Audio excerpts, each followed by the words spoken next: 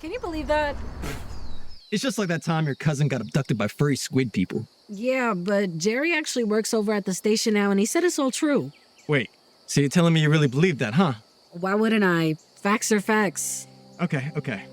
Well, how about this? What if I said I'm a flat earther? What if I stopped using curse words? What if I gave up all my morals and just went back to being normal? What if I said, fuck the president? What if I said what I never meant? What if it's all a ruse to break the rules and finally challenge your point of view? Like, what if I went to a Diddy party? Would you feel guilty or feel sorry? Because I liked it. Despised it. Actually, which version of me would you side with? What if I didn't believe in COVID? I said I got 1,000 doses of every vaccine you could pump me with till I'm immune to everybody's shit. Or maybe I enjoy living in a lie like politicians in their disguise, getting all dressed up in suit and tie, thinking they actually know the difference between left and right. Which is probably why I never vote. Or the very reason I'm at every poll, where I cast my ballot in the search for hope that someone else is gonna save my soul. Or what if I don't even watch the news, because I stay well informed through YouTube? As we all know, the amount of truth the World Wide Web succumbs us to. Like, what if the moon landing was fake, and it was all just filmed on stage? Or maybe Armstrong was the inspiration for our exploration into outer space. Or what if reality is just a hoax? Nothing more than simulated code, where conspiracies aren't just jokes, and we're all stars in a galactic show. With no control over the construct of time, and merely trapped between 9 and 5, while your whole perception is built on AI, and you're nothing more than a robot with a human's mind. Which really begins to rattle you, turning you radical. It makes you so infuriated that you storm the Capitol with enormous angry energy like texting capitals. Or do you brush all this off your shoulders just to keep a clean clavicle? While your conscience is conditioned not to pick up signs like, is it even worth protesting at picket lines, or is everyone better off acting like they're blind? So no one has to take the blame for not batting an eye. When it comes to the matters of women's, animals, and civil rights, like, what if I didn't lift a finger for Palestine? Would you call me an ignoramus or one of your allies? Or simply be swayed by whichever path aligns?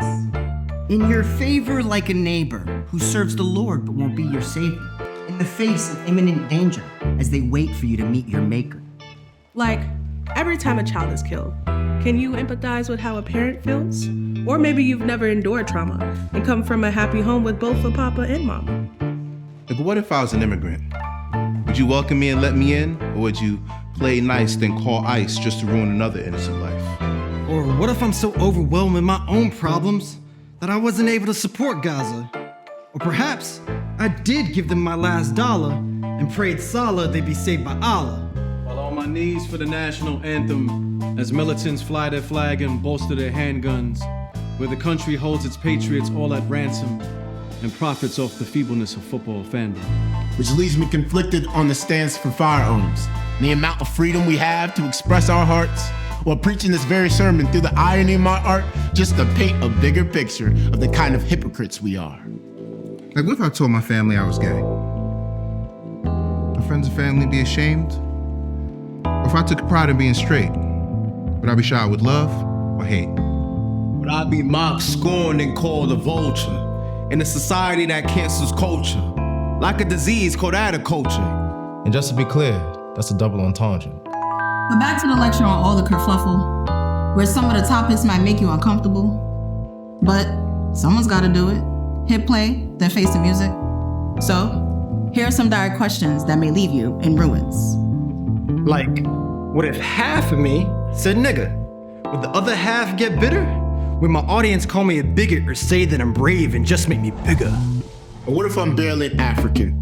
Do you still relate me to my Afro kin? Or do I not look pure enough to resonate with my own heritage?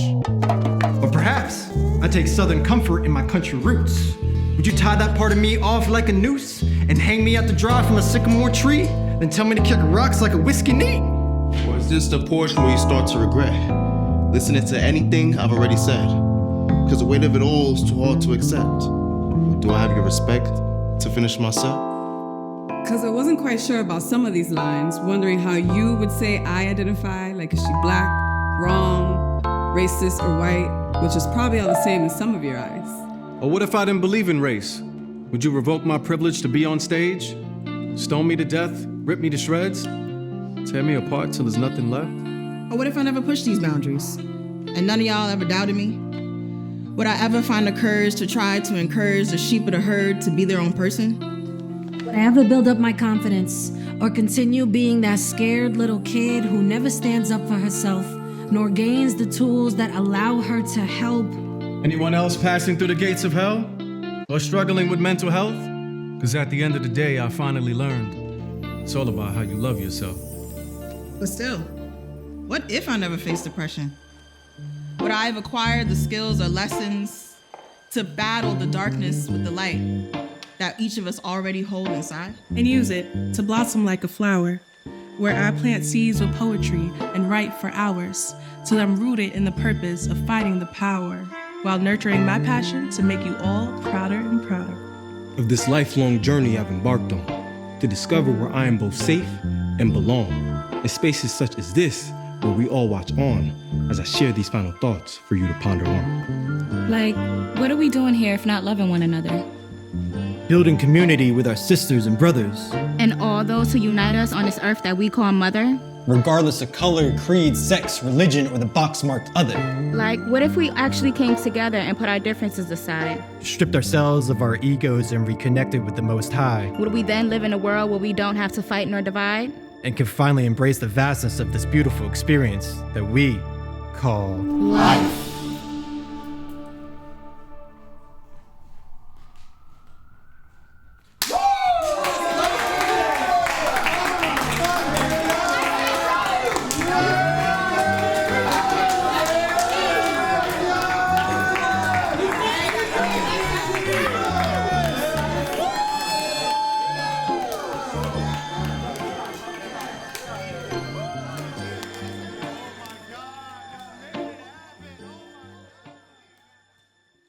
Wow, thank you so much for embracing this project, man. I can't believe we actually made it through it, which would not have been possible without the amazing, beautiful, talented, loving artists right beside me. So if you enjoyed watching this, or moved by it, or simply want to support this project or others like it, please consider donating and or connecting us with other funding opportunities. Because while this was extremely amazing to create, it is fully independent, which means it's also completely out of my pocket, which also means it may be one of the last ones I can afford to do, which I hope is not the case, but after this, your boy is kind of broke. But again, if you did enjoy this and want to support artists like us and want to continue seeing us create things like this, please consider donating and or connecting us with funding opportunities. Thank you so much for watching, and please stay tuned to see where this journey continues to lead us. Peace and love.